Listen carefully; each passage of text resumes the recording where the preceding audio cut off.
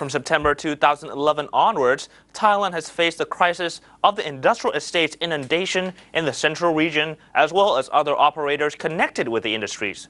As time passed by, the private and public have initiated important measures to recover the estates. One of these initiating entities is the Federation of Thai Industries that provide manpower and financial support to aid investors that are affected this year. They have expressed their views on the things that they would like to get assistance from the government, but they haven't asked for assistance from the federation itself because they know that we are not the direct party to offer assistance. But we have also, in addition to relating their grievance, their demands to the government, we also organize a assistance and assistance corps. Maybe a group of engineers or technicians to help with the recovery of their equipments and also to help with the repair of the plant and equipment themselves. So that is another part of my responsibility at the federation. Do this equipment need to be completely overhauled or they have to be replaced? Some would have to be replaced, but some may require some changes of spare parts, and the main machinery may be repairable in that sense, and that's what we are trying to assist them and also to assess the extent of the damage that the equipment has sustained. For the assistance or the demand that the grievance that they made to the government, we have related since the beginning of the crisis, and we have got some very positive responses. For example, the help in the dewatering of the areas or the industrial estates. Actually, right now is starting, and I think has made tremendous progress. Actually, in some industrial estates, the dewatering process has been faster than expected. So the dewatering process is quite positive. We're quite confident that we can get dry within maybe middle of next month. Well, I think the measures that are being implemented by the government is not discriminatory. It's not discriminating. Okay. But I think, for example, but when we read from the news, yes, the first, who will get the treatment are the Japanese firms or the foreign companies, operating here in this country. Of course, they number the greatest because, for example, some of the industrial estates, the number of factories in that industrial estate is about 80% Japanese, things like that. So they, of course, get a lot of exposure from the media. But I would say that the measures being implemented by the government is not discriminating. I'm sorry. But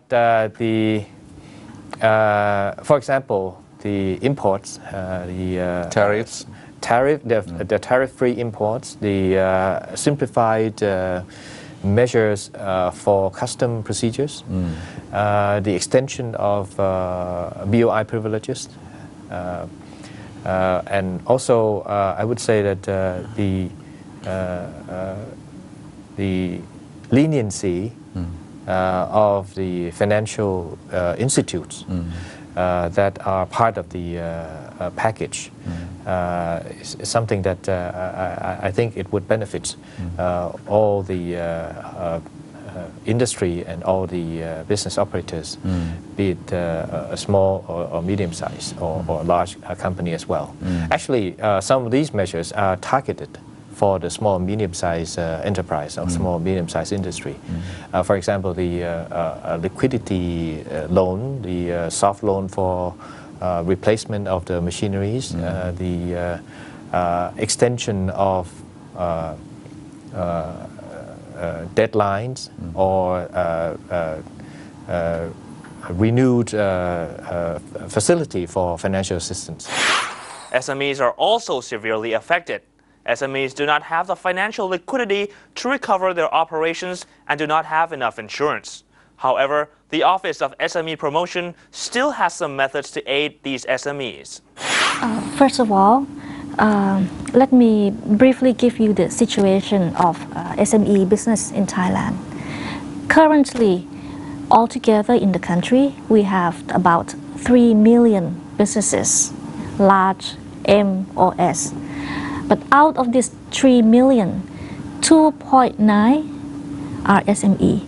So when we talk about the flood has hit the Thai economy, actually it has hit seriously SME businesses, which is 2.9 million. And we have Office of SMEs Promotion have done some initial survey. We have found that about 500,000 SMEs are now affected by the flood, and that includes 2.2 million employment in the country.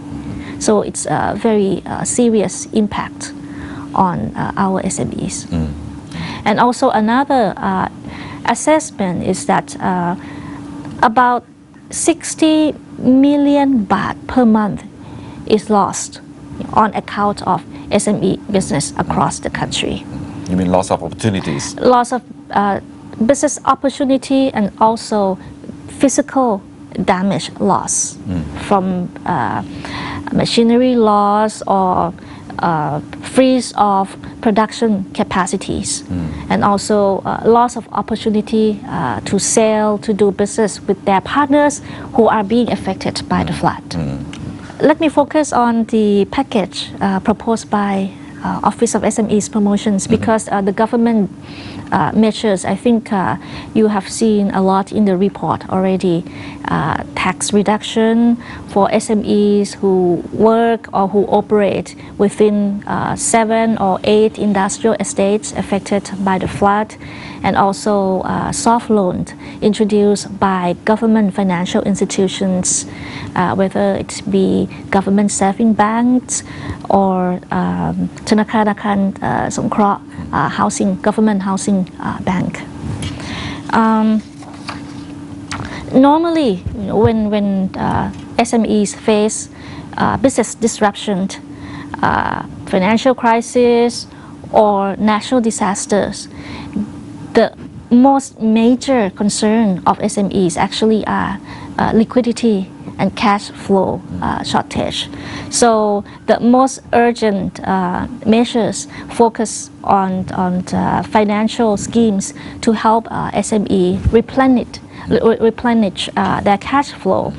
So currently, OSMEP is proposing to the government that business production and rehabilitation loan should be introduced, and should be soft loan, not more than 1% interest rate, and the ceiling should be up to 2 million baht, and loan period is about 5 years. And this should alleviate. How big is this total soft loan package for the SMEs? 20 billion baht. 20 billion baht. Yes, okay. yes, in total.